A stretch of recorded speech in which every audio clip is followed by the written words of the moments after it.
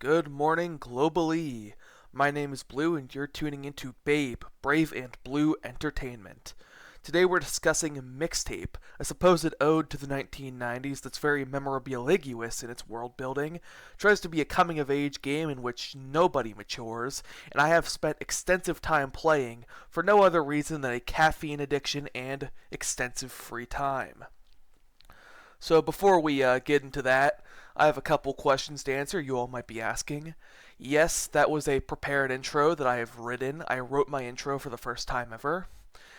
And you may be wondering, hey, why am I not seeing any gameplay? Why did you put that overlay on the screen if you even remember to? And that is because that I'm trying to branch out in my content, and now this is kind of like a podcast kind of thing that just came to me for whatever reason. I'm bored. I don't pay rent, but it would be due otherwise. So yeah, welcome to Babe, Brave and Blue Entertainment.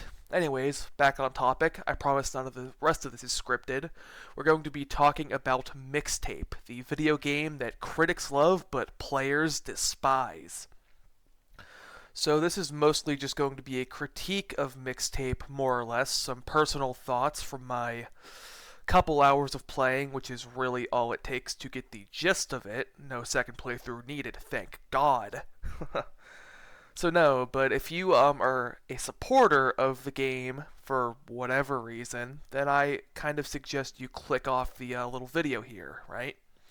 So anyways, like I pointed out earlier, first of all, Mixtape attempts, keyword attempts, to be a nostalgic, faithful ode to the 1990s, but is very confused in its approach, one might say.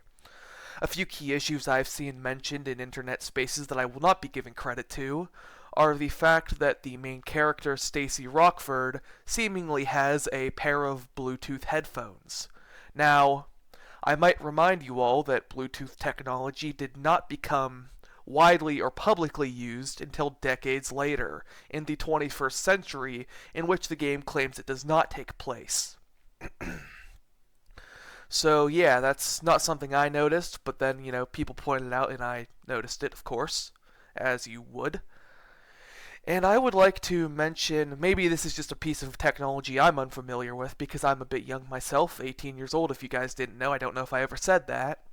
But it would appear that Stacy Rockford has a weird apparatus that is seemingly clipped to a belt or belt loop on her jeans. It appears to be sort of like a Sony Walkman, except that it plays full-sized CDs, which I personally found a bit odd, because CD players aren't especially small.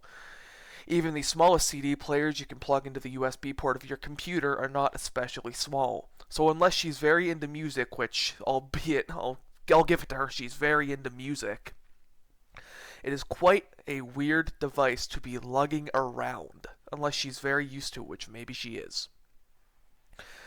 I'd also like to take the time to mention some of the items that I found in the character Van Slater's bedroom.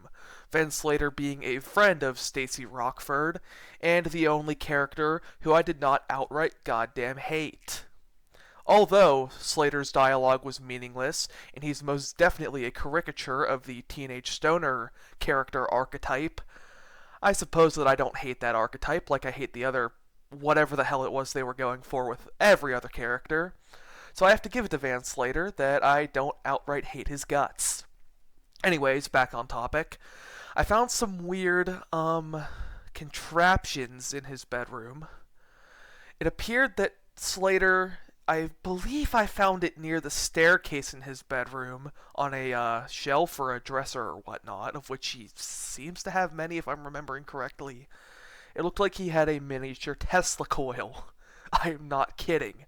The character, if you could play a little mini game where Stacy hits or seemingly taps on different parts of the encasement of this miniature Tesla coil, and electricity would beam towards her finger but not harm her.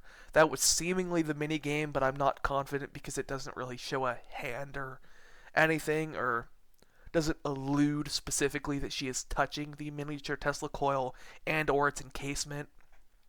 But I just thought that was a pretty odd thing for him to have. Like, I don't know the last time we've seen anybody who just has a Tesla coil, if that's what it was, which I suppose it was.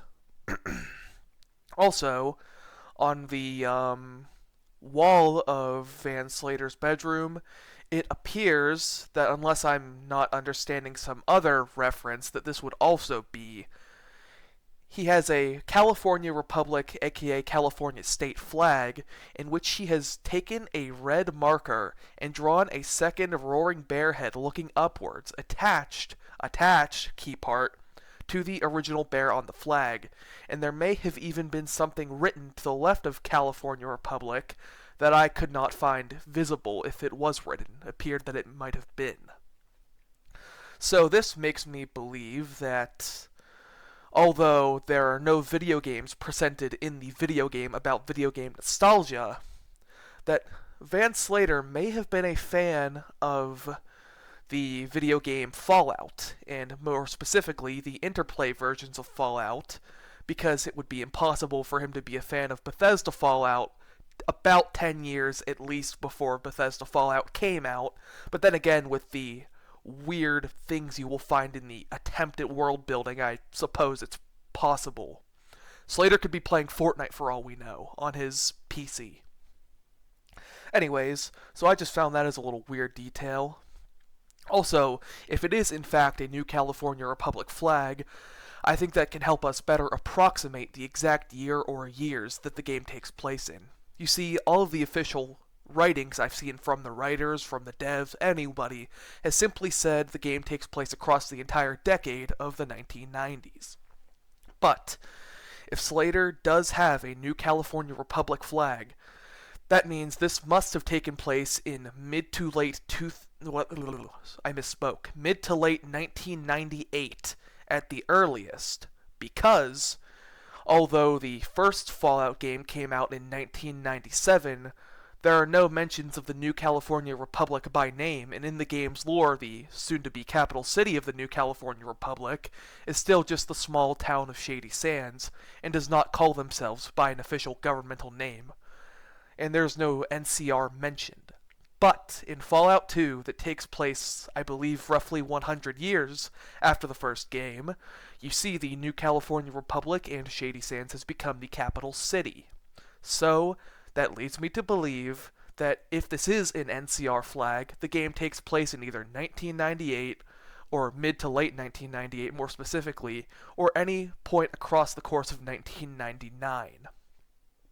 Which I would certainly believe, with all due respect, unless Stacy had a pair of Bluetooth headphones, which she does. Oh boy. And I've actually come up with my own theory about the seeming anachronisms in this game. That being that the characters are not in the 1990s, but rather the characters are in 1985. I say this because that is the year that the movie Back to the Future takes place.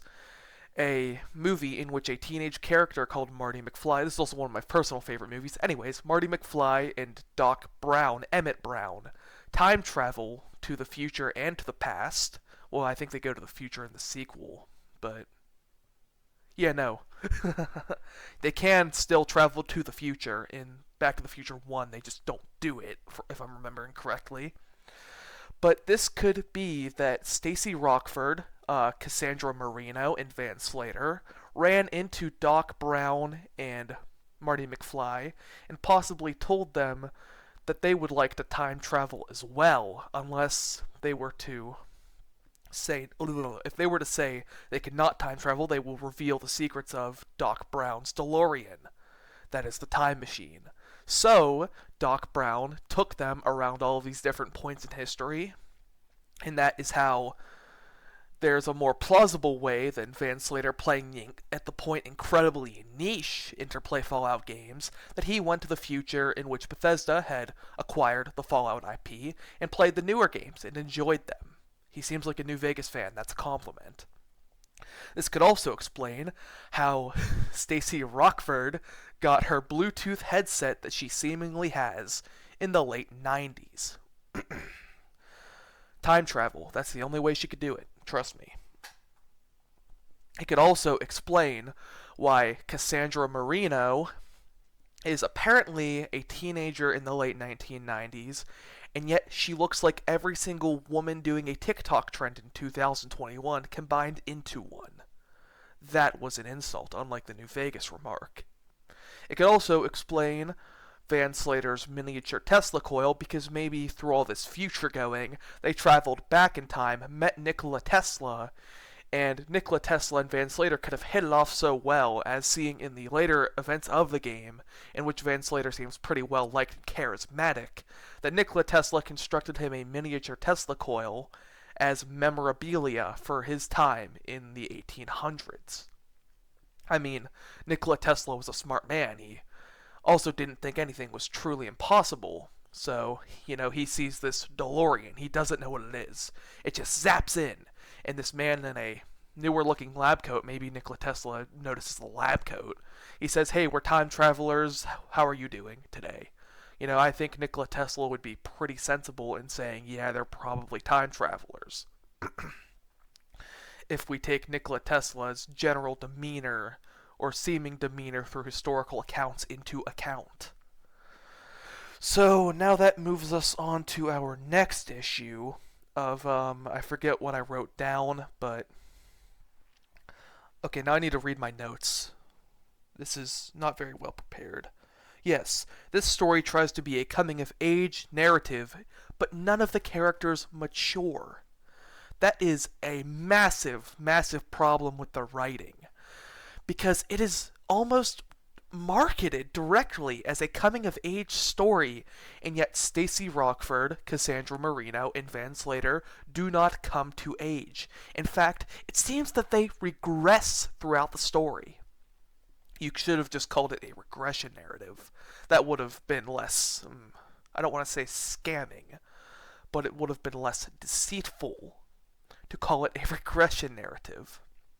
Because throughout the story, it seems that the trio becomes more and more regressed in their maturity, and you generally don't want to have that be the case in a coming-of-age narrative, because they are supposed to come to age. That was a much briefer issue, and I don't feel that I have much to say about it, but it is just generally a point.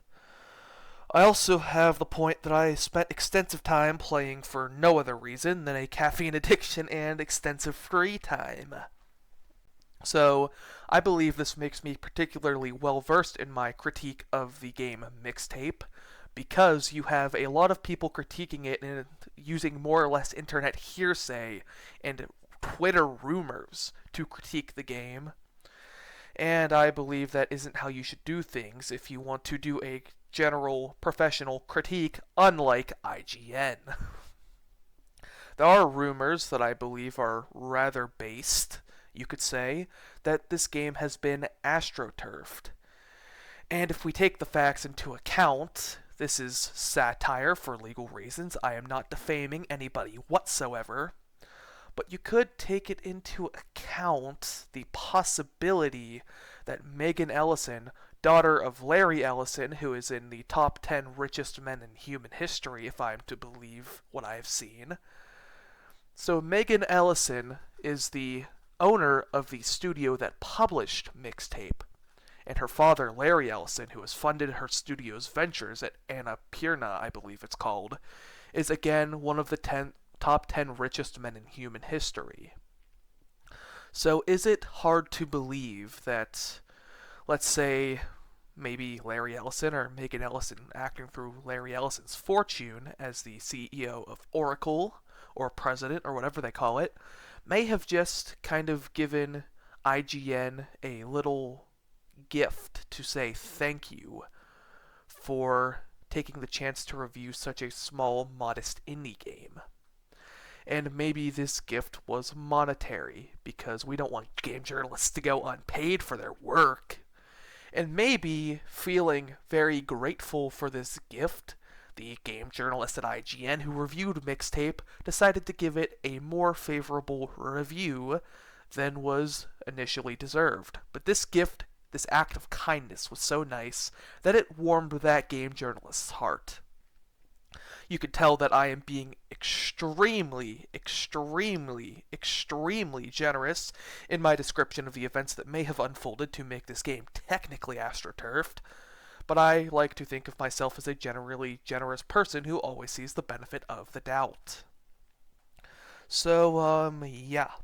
But I did take an extensive time playing this game, more time than I would have played it unless I was planning to do some sort of review on it. So, if you could keep me in your prayers, that would be very nice. So, yeah, I did a full playthrough, I got a lot of achievements, go me, and I also got an achievement that's supposed to be one of the harder ones without pushing a single button. That is, of course, the infamous shopping cart achievement, in which you are supposed to steer a shopping cart without crashing into any things you can crash into, and you get the achievement. But in my playthrough, I pressed no button except for my Xbox controller's right trigger to spin the cart in tight circles. I did not physically steer the cart, and I still got the achievement. That's more work than I've seen a lot of people do who have gotten the achievement, if I'm to believe their claims they did not press a single button, not even due to the fun little spinny spin on the carty cart. So I think that about wraps up my critique. We're going a little bit longer here, and I just want to say in the just general premise of Brave and Blue Entertainment, Babe, if you will, that I'll be talking about a lot of things, not just video games. I just wanted to put my thoughts out there about Mixtape in an attempt to trend hop, if I'm being honest. So, again, my name is Blue. This has been Brave and Blue Entertainment, and thank you for tuning into Babe. Bye bye, globally.